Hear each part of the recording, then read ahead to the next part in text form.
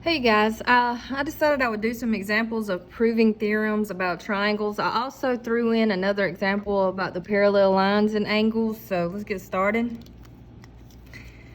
The first one says the sum of the measures of the interior angle of a triangle is.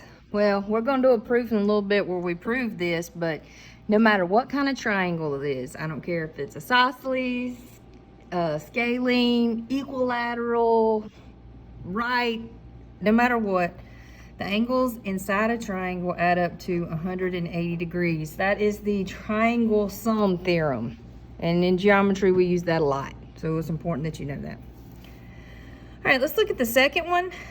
We have two lines, they're parallel. I wrote these little marks to show you they're parallel, and they want us to figure out the measure of angle GFH. So GFH is this angle right here. I'm just gonna put a little question mark so we know what we're looking for. All right, if we have parallel lines, remember from the video before, we have all sorts of angle pairs that are created, and this happens to be an example of a special angle pair. They are called alternate because they're on opposite sides, and because they're on the outside, that's exterior angles. And the alternate exterior angle theorem says that if you have two parallel lines cut by a transversal, the alternate exterior angles are congruent. So if these angles are congruent, so their measures are equal. So if this one's 107.02 degrees, then the measure of angle HFG is also equal to 107.02 degrees. All right, let's look at another one. All right, for number 3, it says AB is the perpendicular bisector of CD. So what I always do is draw a picture. So let's draw CD, and it says AB is the perpendicular bisector. So that means it does two things. That means that it is perpendicular to this line. So I'm going to draw my little right angles. It also means it cuts it in half. That's what bisector means. So I know that the length of this segment is congruent to the length of this segment. It says point M is the midpoint of CD. So where they're intersecting is point M. Point P lies on AB, and it doesn't matter where you draw point P, it's just an arbitrary point, so I'm going to draw it here. It says if PC is 7 units, so PC is here. I'm just going to draw a little dashed line here. This is 7. Then they want us to find PD. Well, here's the thing. We have that these two segments are congruent. And then I know PM is congruent to PM because of the reflexive property. These two angles are congruent because they're both right angles. So I can conclude, therefore, that triangle PMC has got to be congruent to triangle PMD by the side, angle, side. See, side, angle, side. So these two triangles are congruent. Well, if those two triangles are congruent, then the corresponding parts are congruent. Therefore, this is congruent to this, so PD would also equal 7 units. All right, let's look at another one. It says mark each equation as true or false. So again, we have two parallel lines cut by a transversal, and we have the measure of angle 1 equals the measure of angle 7. Here's angle 1, here's angle 7. They are not equal. 1 and 8 are alternate exterior angles, and then 8 and 7 are a linear pair. So that means that 1 and 7 actually are supplementary to each other. They're not equal, so this is false. The measure of angle 3 is equal to the measure of angle 6. What kind of special angles are 3 and 6? They are alternate interior angles. And what do we know about alternate interior angles? When you have two parallel lines cut by a transversal, they are congruent, therefore they are equal. So this statement is true. Let's look at the next one. We have the measure of angle 5 plus the measure of angle 8 equals 90 degrees. They don't tell me what 5 and 8 equal. I don't have a clue. Now, the measure of angle 5 equals the measure of angle 8. These two are congruent because they are vertical angles. But do they add up to 90? I don't have a clue. We can't assume that, so that would be false. You can't ever go based off what the picture looks like. You have to have what is given, what is definitely true. Let's look at the next one. The measure of angle 6 plus the measure of angle 7 is 180 again. I don't know what the measure of angle 6 or the measure of angle 7 is. I do know that 6 and 7 are equal because they are also vertical angles, but I don't know if they add up to 180, so that would be false. All right, let's look at a proof.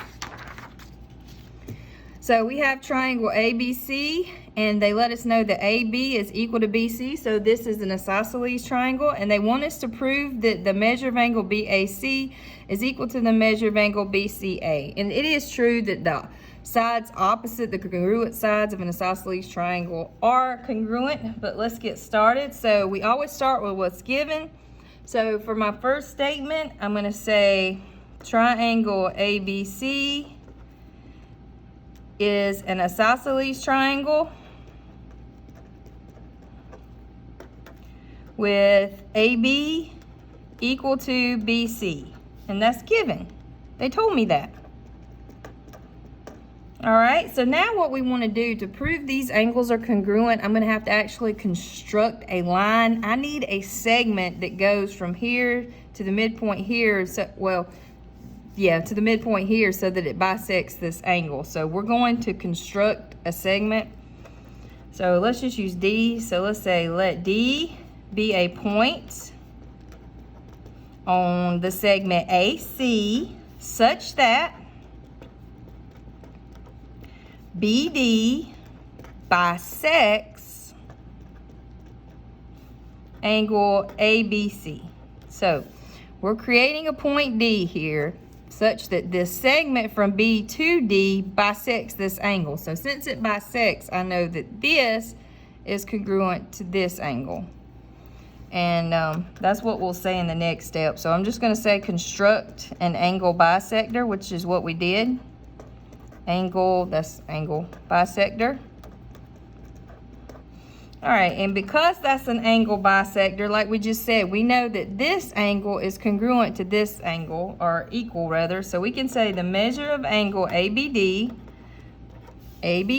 has got to be equal to the measure of angle CBD because we made it a bisector. So that's the definition of an angle bisector. So definition of angle bisector. All right, so now we have these congruent sides, we have this congruent angle. I need another congruent side so I can talk about these triangles. So I know that BD, this length, is equal to itself. And this was also in the last video we talked about. Something is equal to itself, that's the reflexive property.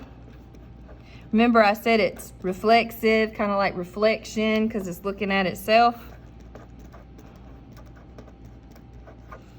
All right, so now, this side is congruent to itself. So we have a side, an angle, and a side. So I can say that triangle ABD is congruent to triangle CBD using side, angle, side. Remember, it has to be the angle that's in between the two sides, or at the vertex where the two sides meet.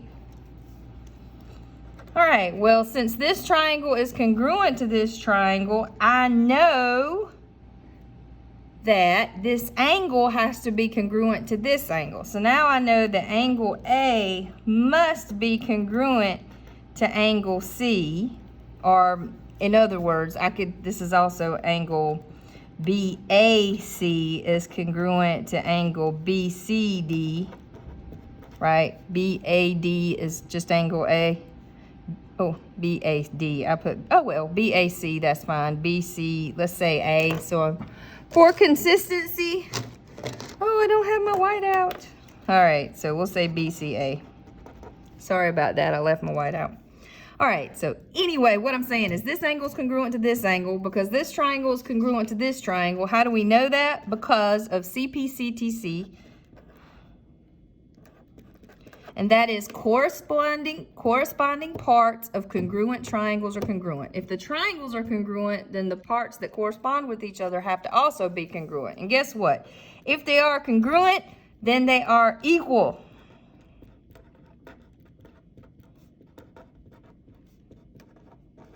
And that's what congruent angles mean. So Definition of congruent angles, or definition of congruency would work. All right, that was a big one. Sorry if you couldn't see the picture here. All right, are we good? So to prove these angles were congruent, we constructed a segment, so we would have two triangles, and then this side is congruent to itself with the reflexive property. Because this was a bisector, these two angles are congruent, and we did that on purpose so we could use side, angle, side to say the two triangles are congruent, and therefore their corresponding parts are congruent, and if they are congruent, they are equal. All right, let's do a couple more. All right, for the next one, it says the slope of mid-segment KM is negative 0.5. The slope of JN. Well, according to the mid-segment theorem,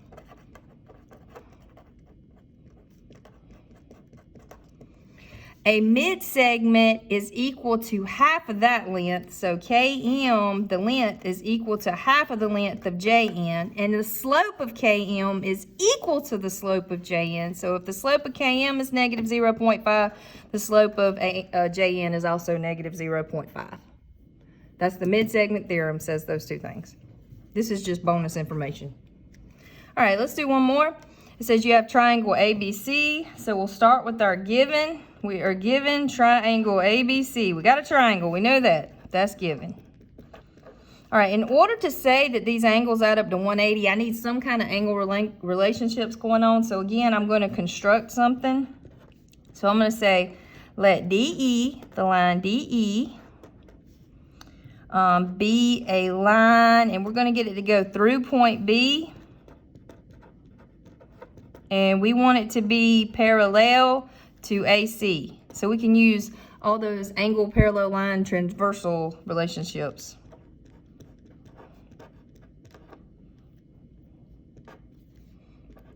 All right, so we defined the parallel line.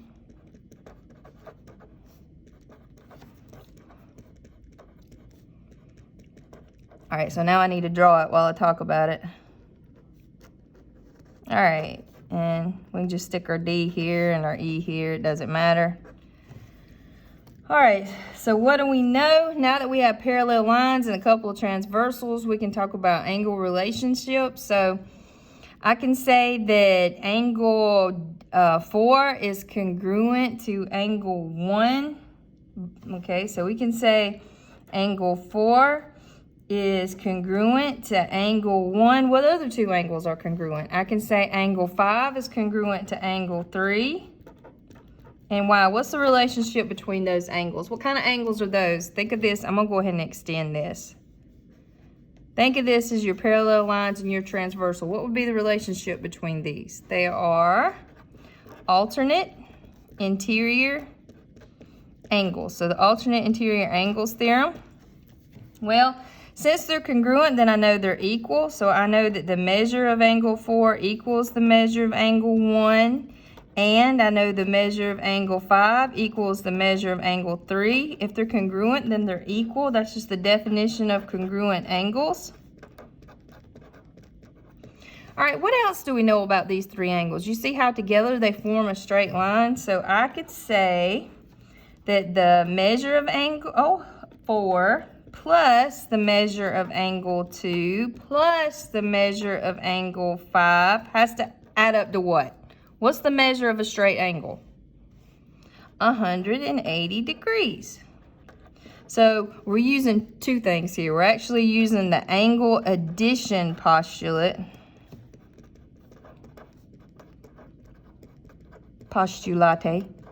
And we're also using the definition of a straight angle, you know, that says a straight angle equals 180 degrees.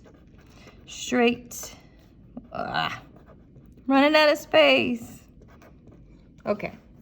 All right. Well, since 4 plus 2 plus 5 is 180, and 4 is equal to 1, and 5 is equal to 3, I can plug those in using the substitution property. So instead of saying the measure of angle 4, I can say the measure of angle 1, because 4 and 1 are equal, plus the measure of angle 2, plus, and now instead of the measure of angle 5, I can use the measure of angle 3 because 5 and 3 are equal. So look, so now we're talking about the measure of angle 1, 2, and 3, which are the interior angles of this triangle, and they equal 180. And when you plug something in for something else that it's equal to, that's using the substitution property.